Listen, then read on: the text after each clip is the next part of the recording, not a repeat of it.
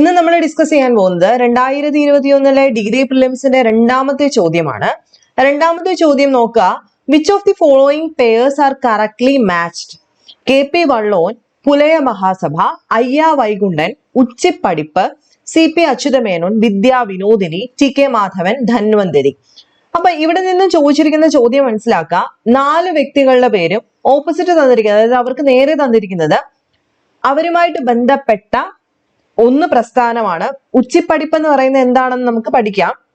വിദ്യാവിനോദിനി എന്ന് പറയുന്ന ഒരു ജേണലാണെന്ന് എല്ലാവർക്കും അറിയാം. ധന്വന്തരി എന്ന് പറയുന്ന ഒരു ജേണലാണ് ശരിക്കും.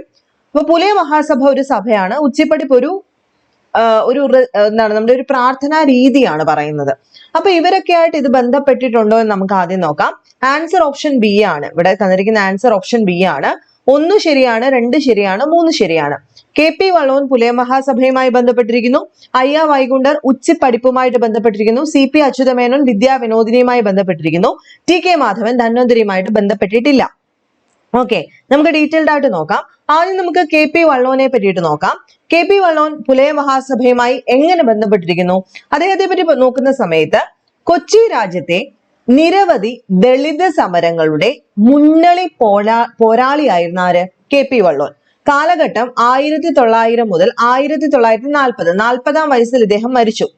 ഇനി ഇദ്ദേഹത്തെ പറ്റി പറയുമ്പോൾ നിങ്ങളുടെ മനസ്സിലേക്ക് ആദ്യം വരേണ്ടത് ദളിത് സമരങ്ങളുടെ മുന്നണി പോരാളിയായിരുന്നു ഇദ്ദേഹം. അപ്പൊ പുലയ മഹാസഭയുമായി ബന്ധപ്പെടാൻ വളരെയധികം സാധ്യതയുള്ള ഒരു വ്യക്തിയാണ്. 1931 കൊച്ചി നിയമസഭയിലേക്ക് അധസ്കൃത വിഭാഗത്തിൽ നിന്നും നാമനിർദ്ദേശം ചെയ്യപ്പെട്ട വ്യക്തിയായിരുന്നു ഇദ്ദേഹം. 1931 കൊച്ചി നിയമസഭയിലേക്ക് അധസ്കൃത വിഭാഗത്തിൽ നിന്നും നാമനിർദ്ദേശം ചെയ്യപ്പെട്ട വ്യക്തിയായിരുന്നു KP വള്ളോൻ. MLC ആയതോടെ അദ്ദേഹം ഒരു പേരിൽ അറിയപ്പെട്ടു. വള്ളോൻ MLC എന്നറിയപ്പെട്ടിരുന്നത് ഇദ്ദേഹമാണ്. കൊച്ചി പുലയ മഹാസഭയുടെ പ്രസിഡന്റ് ആയിട്ട് എന്താ പറഞ്ഞത്? കൊച്ചി പുലയ മഹാസഭയുടെ പ്രസിഡന്റായി MLC എന്നീ നിലകളിൽ സ്വസമുദായ മുന്നേറ്റത്തിന് വേണ്ടിയിട്ട് നിരവധി പ്രവർത്തനങ്ങൾ നടത്തിയിട്ടുള്ള ഒരു വ്യക്തിയായിരുന്നു KP വള്ളോൻ. അപ്പൊ ഇദ്ദേഹം എങ്ങനെയാണ് പുലയ മഹാസഭയുമായി ബന്ധപ്പെട്ടതെന്ന് മനസ്സിലായല്ലോ. കൊച്ചി പുലയർ മഹാസഭയുടെ പ്രസിഡന്റ് ആയിട്ട് വന്നിരുന്ന വ്യക്തിയായിരുന്നു KP വള്ളോൻ എന്ന് പറയുന്നത്. 1931 മുതൽ 1940 വരെയുള്ള കാലഘട്ടങ്ങളിൽ 5.25 കൊല്ലത്തോളം കൊച്ചിയിലെ നിയമസഭ അംഗമായിരുന്നു ഇദ്ദേഹം. ജന്മസ്ഥലം കൊച്ചിയാണ്. ഈ കൊച്ചി നിയമസഭയിലേക്ക് നാമനിർദ്ദേശം ചെയ്യപ്പെട്ട വർഷം ചോദിക്കാം. 1931 അതുപോലെ വള്ളോൻ MLC എന്നറിയപ്പെടുന്നത് KP വള്ളോനാണ്. എറണാകുളത്ത് നിന്നും അധസ്കൃതൻ ഹരിജൻ എന്നീ മാസികകൾ ആരംഭിച്ചു. എറണാകുളത്തു നിന്നും അധസ്കൃതൻ ഹരിജൻ എന്നീ മാസികകൾ ആരംഭിച്ചത് KP വള്ളോനാണ്. അതുപോലെ ഇദ്ദേഹം ബുദ്ധമതം സ്വീകരിച്ച ഒരു വ്യക്തിയാണ്. KP വള്ളോൻ ബുദ്ധമതം സ്വീകരിച്ചിട്ടുണ്ട്. വർഷം 1935. അപ്പൊ ഇത്രയും പോയിന്റ്സ് അദ്ദേഹത്തെ പറ്റിയിട്ട് ഓർത്ത് വെച്ചിരിക്കണം, ഇമ്പോർട്ടന്റ് ആണ്. അപ്പൊ പുലയ മഹാസഭയെ പറ്റിയിട്ട് നിങ്ങൾക്ക് മറ്റെന്തൊക്കെ കാര്യങ്ങൾ അറിയാം? കേരള പുലയ മഹാസഭ എന്ന് പറയുന്നത് ആര് തുടങ്ങി വെച്ചതാണ്? ശരിക്കും ആരാ തുടങ്ങി വെച്ചത്? PK ചാത്തൻ മാസ്റ്റർ ആണ് അല്ലെ. PK ചാത്തൻ മാസ്റ്റർ ആണ് ഇത് തുടങ്ങി വെക്കുന്നത്. KPMS അഥവാ കേരള പുലയ മഹാസഭയുടെ ശാഖ ആദ്യം ആരംഭിച്ചത് എവിടെയായിരുന്നു? വെങ്ങാനൂരായിരുന്നു അല്ലെ. അതിന്റെ മുഖപത്രത്തിന്റെ പേരെന്താ? പുലയ മഹാസഭയുടെ മുഖപത്രത്തിന്റെ പേരാണ് നയലപം. അതുകൂടെ നോട്ട് ചെയ്ത് പഠിക്കുക. നയലപം എന്ന് പറയുന്നത് ഇവരുടെ KPMSന്റെ മുഖപത്രമാണ്. ആദ്യത്തെ പ്രസിഡന്റ് എന്ന് പറയുന്നത് PK ചാത്തൻ മാസ്റ്റർ ആയിരുന്നു. ആദ്യത്തെ സെക്രട്ടറി ചന്ദ്രശേഖര ശാസ്ത്രിയാണ് ആദ്യത്തെ പുലയ മഹാസഭയുടെ സെക്രട്ടറി. അതുപോലെ തന്നെ KPMSന്റെ ആദ്യത്തെ പ്രസിഡന്റ് ആയിരുന്നു PK ചാത്തൻ മാസ്റ്റർ. അപ്പൊ ഇത്രയും പോയിന്റ് കൃത്യമായിട്ട് പഠിച്ചു വെച്ചേക്കാം. അപ്പൊ KP വള്ളോൻ എങ്ങനെയാണ് പുലയ മഹാസഭയുമായി ബന്ധപ്പെട്ടിരിക്കുന്നത് ഇപ്പൊ കൃത്യമായിട്ട് മനസ്സിലായി കാണുമെന്ന് വിശ്വസിക്കുന്നു. ഇനി രണ്ടാമത്തെ വ്യക്തിയാണ് അയ്യ വൈകുണ്ഠൻ. ഇദ്ദേഹത്തെ പറ്റിയിട്ട് ഞാൻ പ്രത്യേകിച്ച് ഒന്നും പറയേണ്ട കാര്യമില്ല, നമ്മുടെ സ്ഥിരം ചോദ്യമാണ്. വൈകുണ്ഠ സ്വാമിയെ പറ്റിയിട്ട് അയ്യ വൈകുണ്ഠൻ സ്ഥാപിച്ച പ്രസ്ഥാനമാണ് സമത്വ സമാജം അല്ലെ. സ്ഥിരം ചോദ്യം. സമത്വ സമാജം സ്ഥാപിച്ചത് ആരാണെന്ന് ചോദിക്കാറുണ്ട്. അയ്യ വൈകുണ്ഠനാണ്. ഇനി അയ്യ വൈകുണ്ഠന്റെ ഉച്ചിപ്പടിപ്പ് എന്ന് പറഞ്ഞു കഴിഞ്ഞാൽ എന്താണ്? ഉച്ചിപ്പടിപ്പ് ശരിക്കും ന്യൂൺ റീഡിങ്. ഉച്ചി മീൻസ് ഉച്ച എന്നുള്ള രീതിയിലാണ്.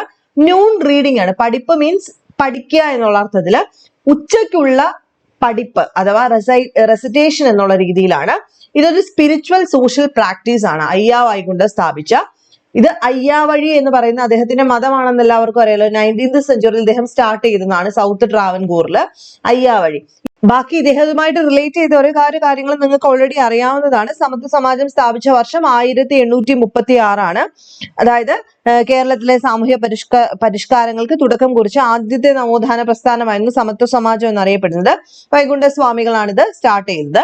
വൈകുണ്ഠ സ്വാമികൾ ജനിച്ചത് 1809 മാർച്ച് 12 മാതാപിതാക്കൾ പൊന്നുനാടാർ, വെയിലാൾ എന്ന് പറയുന്ന രണ്ട് അച്ഛനും അമ്മയാണ്. മേൽമുണ്ട് സമരത്തിന് പ്രചോദനം നൽകിയ സാമൂഹ്യ പരിഷ്കർത്താവാണ്. മേൽമുണ്ട് സമരത്തിന് പ്രചോദനം നൽകിയിട്ടുണ്ട്. അതുപോലെ കേരളത്തിലെ സാമൂഹ്യ പരിഷ്കർത്താക്കളിൽ ആദ്യത്തെ ആളാണ്. സമ്പൂർണ്ണ ദേവൻ എന്നറിയപ്പെട്ടിരുന്ന ഇദ്ദേഹത്തിനെയാണ്.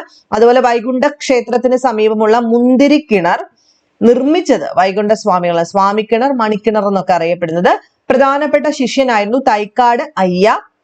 ഈ വൈകുണ്ഠ സ്വാമികൾ സ്ഥാപിച്ച ക്ഷേത്രങ്ങളെയാണ് നിഴൽ താങ്കൾ എന്നറിയപ്പെടുന്നത്. ഈ നിഴൽ താങ്കളിലാണ് ഈ ഉച്ചിപ്പടിപ്പ് എന്ന് പറയുന്ന ആ ഒരു ആചാരം നടത്തിപ്പോകുന്നത്. എന്താണ് ഉച്ചിപ്പടിപ്പ്? എവിടെയാണ്? നിഴൽ താങ്കൾ. നിഴൽ താങ്കൾ മീൻസ് അദ്ദേഹം സ്ഥാപിച്ച ക്ഷേത്രങ്ങളാണ്. അവിടെയാണ് ഇത് നടത്തിപ്പോന്നിരുന്നത്. വൈകുണ്ഠ മല സ്ഥിതി ചെയ്യുന്നത് കന്യാകുമാരി ജില്ലയിലെ അത്തളവിളൈ എന്ന് പറയുന്ന സ്ഥലത്താണ്. വിശുദ്ധിയോടുകൂടിയ ചിട്ടയായ ജീവിതം നയിക്കുന്നതിന് പരിശീലനം നൽകാൻ തുവയൽ പന്തി കൂട്ടായ്മ സ്ഥാപിച്ചത് ആരാണ്? അയ്യ വൈകുണ്ഠ സ്വാമികളാണ്. തുവയൽ പന്തി കൂട്ടായ്മ അയ്യ വൈകുണ്ഠ സ്വാമികളുടെയാണ്. അതുപോലെ നിശ പാഠശാലകൾ സ്ഥാപിച്ച് വയോജന വിദ്യാഭ്യാസം എന്ന ആശയം ആദ്യം നടപ്പിലാക്കിയത് പ്രായമായവരുടെ കാര്യമാണ്. അത് വൈകുണ്ഠ സ്വാമികളാണ്. സമത്വ സമാജം സ്ഥാപിച്ചത് വൈകുണ്ഠ സ്വാമികളാണ്. ഇത് ആരംഭിച്ച വർഷം 1836 കേരളത്തിലെ ആദ്യത്തെ സാമൂഹ്യ പരിഷ്കരണ പ്രസ്ഥാനമായി പരിഗണിക്കപ്പെടുന്നത് സമത്വ സമാജമാണ്. വിഷ്ണുവിന്റെ അവതാരമാണ് താനെന്ന് സ്വയം പ്രഖ്യാപിച്ച നവോത്ഥാന നായകനാണ് ഇദ്ദേഹം. സമപന്തി ഭോജനം നടത്തി അയിത്ത വ്യവസ്ഥയെ വെല്ലുവിളിച്ച നവോത്ഥാന നായകനാണ് ഇദ്ദേഹം. അയ്യാവഴിയാണ് ഇദ്ദേഹത്തിന്റെ മതം. അയ്യാവഴിയുടെ ചിഹ്നം എന്ന് പറയുന്നത് അതായത് തീജ്വാല വഹിക്കുന്ന താമരയാണ്. അതുപോലെ അയ്യാവഴി മതത്തിന്റെ പുണ്യസ്ഥലമാണ് തിരുച്ചെന്തൂരിലെ ദച്ചനം എന്ന് പറയുന്നത്. അയ്യാവഴി ക്ഷേത്രങ്ങളെ പൊതുവെ അറിയപ്പെടുന്നത് പ്രതികൾ എന്നായിരുന്നു. മുടിചൂടും പെരുമാൾ എന്ന നാമധേയത്തിൽ അറിയപ്പെട്ടിരുന്ന ഇദ്ദേഹമാണ്. ദക്ഷിണേന്ത്യയിൽ ആദ്യമായി കണ്ണാടി പ്രതിഷ്ഠ നടത്തിയ ഇദ്ദേഹമാണ്. ജാതി ഒന്ന്, മതമൊന്ന്, കുലമൊന്ന്, ദൈവമൊന്ന്, ലോകമൊന്ന് എന്ന് പ്രസ്താവിച്ച ഇദ്ദേഹമാണ്. സ്വാതി തിരുനാളിന്റെ കാലത്ത് വൈകുണ്ഠ സ്വാമികളെ അറസ്റ്റ് ചെയ്ത് ജയിലിൽ പാർപ്പിച്ചിരുന്ന സ്ഥലമാണ് ശിങ്കാരത്തോപ്പ്. 5 പേർ അടങ്ങിയ വൈകുണ്ഠ സ്വാമികളെ ശിക്ഷകണം അറിയപ്പെട്ടിരുന്നത് സീഡർ എന്നുള്ള പേരിലായിരുന്നു.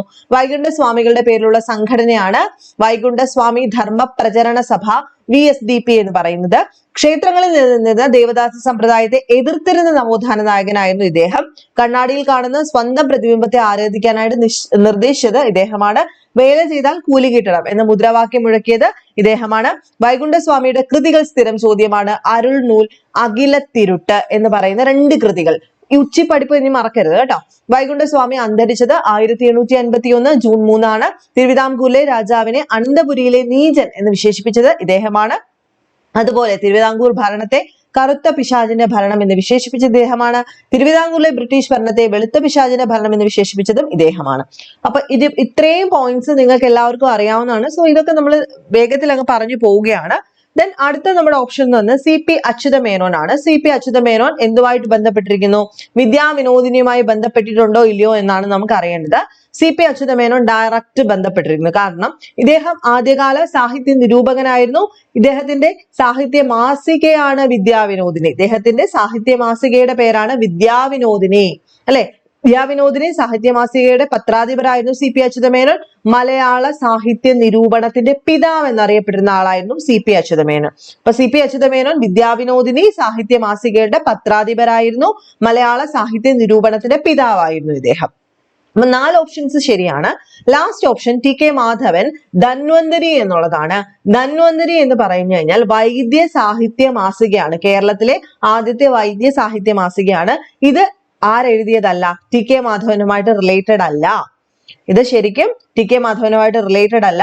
നമ്മുടെ KPS നമ്പൂതിരിയുടെയാണ് ധന്വന്തരി എന്ന് പറയുന്ന ആദ്യകാല മെഡിസിനുമായിട്ട് ബന്ധപ്പെട്ട മാസിക. ഇനി DK മാധവൻ എന്ന് പറഞ്ഞു കഴിഞ്ഞാൽ നമുക്ക് എല്ലാവർക്കും അറിയാം, കേരള ക്ഷേത്ര പ്രവേശനത്തിന്റെ പിതാവ് എന്നറിയപ്പെടുന്ന അദ്ദേഹമാണ്. ഇദ്ദേഹത്തിന്റെ ആത്മകഥയാണ് എന്റെ ജയിൽവാസം എന്ന് പറയുന്നത്. അതുപോലെ തിരുവിതാംകൂർ ഈഴവ സമാജത്തിന്റെ സ്ഥാപകനാണ്. ദേശാഭിമാനി പത്രം ആരംഭിക്കാനായിട്ട് നേതൃത്വം നൽകിയ വ്യക്തിയായിരുന്നു TK മാധവൻ. അപ്പൊ TK മാധവനും ധന്വന്തരിയുമായിട്ട് ബന്ധമില്ലാത്തത് കൊണ്ട് നമുക്കത് വിട്ടേക്കാം. സോ ഓപ്ഷൻ ഏതാണ് കറക്റ്റ് ആയിട്ട് വരുന്നത്? Option B 1, 2, 3. KP Vallon Pulaya മഹാസഭയുമായി ബന്ധപ്പെട്ടിരിക്കുന്നു. അയ്യാ വൈകുണ്ഠൻ ഉച്ചിപ്പടിപ്പുമായിട്ട് ബന്ധപ്പെട്ടിരിക്കുന്നു. CP അച്യുതമേനോൻ ബന്ധപ്പെട്ടിരിക്കുന്നു. ധന്വന്തരി TK മാധവനുമായിട്ട് ബന്ധമില്ലാത്തതുകൊണ്ട് ഓപ്ഷൻ B ആണ് ഇവിടെ കറക്റ്റ്. നെക്സ്റ്റ് വീഡിയോയിൽ കാണാം. ബൈ.